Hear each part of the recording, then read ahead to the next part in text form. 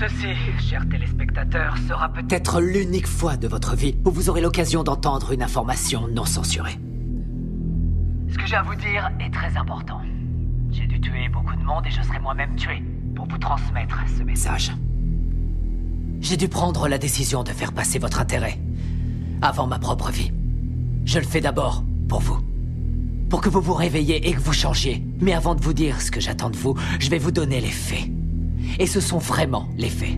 La NSA enregistre tous les coups de fil, les emails, les textos sur la Terre, les gens comme Snowden ou Assange qui nous donnent les infos nécessaires pour protéger la démocratie sont traqués et persécutés par le gouvernement des États-Unis.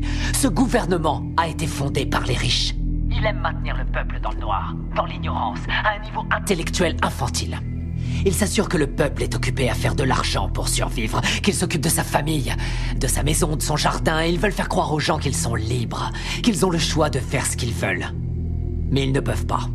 Les personnes qui vous représentent sont payées pour que vous restiez dans votre bêtise, dans votre petit monde bien fermé sur lui-même.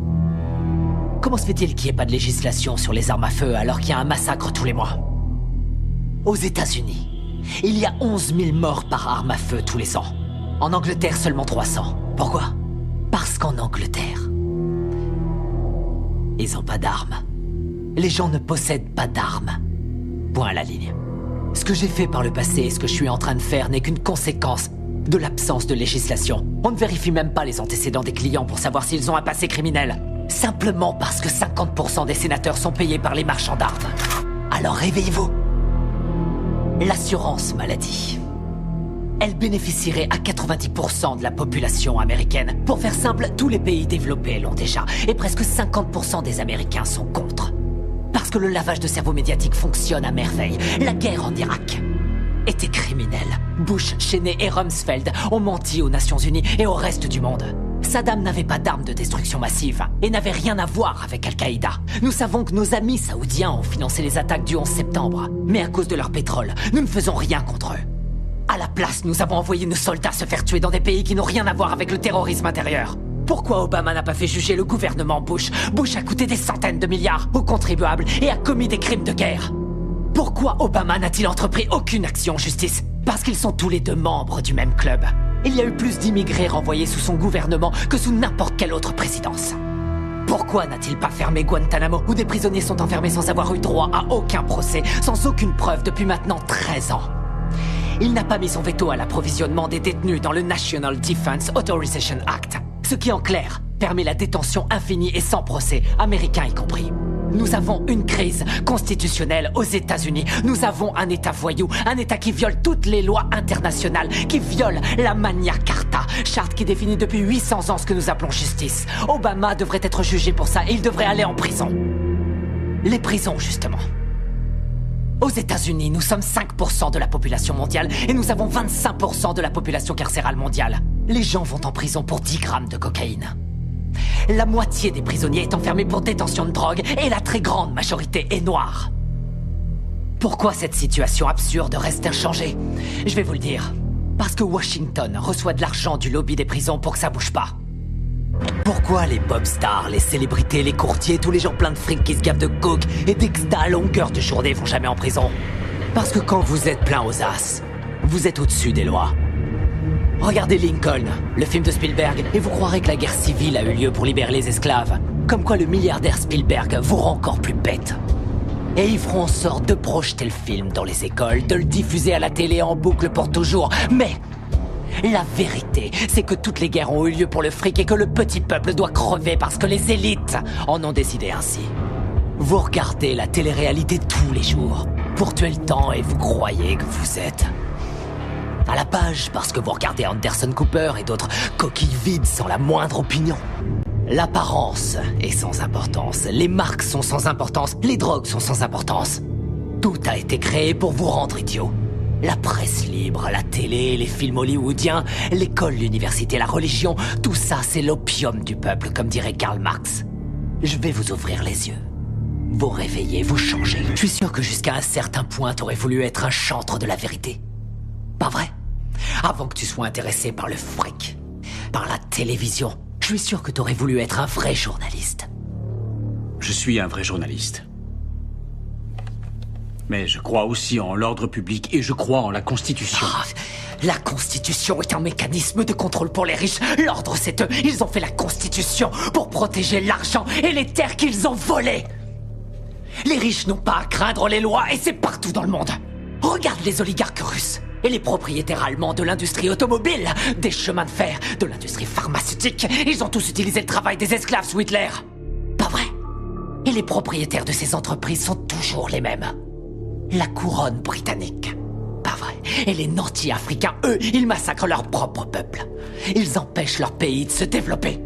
On lèche le cul des dirigeants arabes qui viennent avec leurs pétrodollars acheter des voitures de luxe à nos entreprises américaines pendant que quotidiennement ils exécutent leurs prisonniers. Ils accordent aucun droit aux femmes, ils tuent les gays. Seulement ça, on s'en fout royalement parce qu'ils ont le pognon. Nos grands patrons ne sont que des gangsters en costume à rayures. Ils se foutent complètement du régime des lois. Ils ont mis en place le plus sophistiqué des systèmes de sécurité intérieure de l'histoire de l'humanité. Ils ont violé les plus basiques de nos droits constitutionnels et nos libertés civiles. Ils ont détourné les ministères du gouvernement en filiales de leurs propres entreprises. Ils se sont emparés du système de contrôle de l'information pour saturer les ondes de mensonges dont tu es un bon contributeur, Chip. Tu n'es pas différent des autres journalistes. Tous les présentateurs de journaux sont dans la poche de quelqu'un. J'ai pas raison? C'est quoi le programme ici? Vous voyez que tuer des innocents est une solution. Je crois, oui. Franchement, est-ce que c'est pas la solution que l'Amérique utilise aux quatre coins du monde? Avec leurs drones. Qu'est-ce qu'ils envoient, les drones? Des bombes ou des bonbons pour les petits-enfants? On tue 50 gamins, Chip, pour avoir un terroriste. On paye pas le tiers-monde, peut-être? On les laisse crever de faim, et crever tout court pour maintenir notre niveau de vie. La situation est grave. Les discours pacifiques ne suffisent pas, on connaît les crimes, le réchauffement climatique est une réalité. On sait que les lobbyistes ont acheté Washington, on a vu l'effondrement de la bulle financière, mais on continue à imprimer de la monnaie. Pour retarder l'inéluctable, dans 50 ans ou même avant, tout sera terminé. Nous sommes de plus en plus nombreux sur la planète et il y a de moins en moins de nourriture, d'eau et de pétrole. Dans une centaine d'années, il n'y aura plus de terre du tout. Avec des mots, on changera rien, c'est trop tard. La seule façon dont je peux intervenir sur ces vies, c'est en les prenant. La seule façon dont je peux intervenir auprès de toi, c'est en te tuant. N'y a-t-il pas une meilleure solution? Par exemple, fonder un parti. Enfin, convaincre. Convaincre les gens de vous élire, faire la différence dans les... Me faire élire? Me faire élire dans quoi? Tu m'écoutes pas. Ça sert à quoi de se faire élire? Arrête de dire des conneries. Chip, c'est quoi la politique? Que tu sois démocrate ou que tu sois républicain, ça change strictement rien. Tous les gouverneurs, qu'ils soient républicains ou démocrates, ont été achetés. On peut toujours voter et élire quelqu'un. Ça change rien. Ce sont les lobbyistes qui ont le pouvoir. Toutes les histoires ont deux versions différentes, chacun a son opinion. C'est ce qui donne à la démocratie tout son intérêt. Le fait que nous puissions tous exprimer notre opinion. Ouais. Aussi longtemps que l'expression de ces opinions ne change rien. Julian Assange, Hammond, Snowden, ce sont les prophètes de notre époque, les voix qui crient dans le silence du désert. Et ce sont ceux-là que l'État s'acharne à martyriser. Notre démocratie est morte. On nous interdit de dire ce que nous pensons. À elle seule, cette interview devrait suffire à m'envoyer en prison sans jugement. Pour toujours, on va m'envoyer à Guantanamo. Ça sert plus à rien de s'exprimer. Et vous ne pensez pas pouvoir changer cet état de fait? Je peux pas. Je crois que c'est le seul moyen de faire avancer les choses. Ce que j'attends de vous, c'est que vous changiez le monde. Et ça se fera pas tout seul, ça se fera pas pacifiquement. Nous allons devoir tuer les riches. Sortez de chez vous.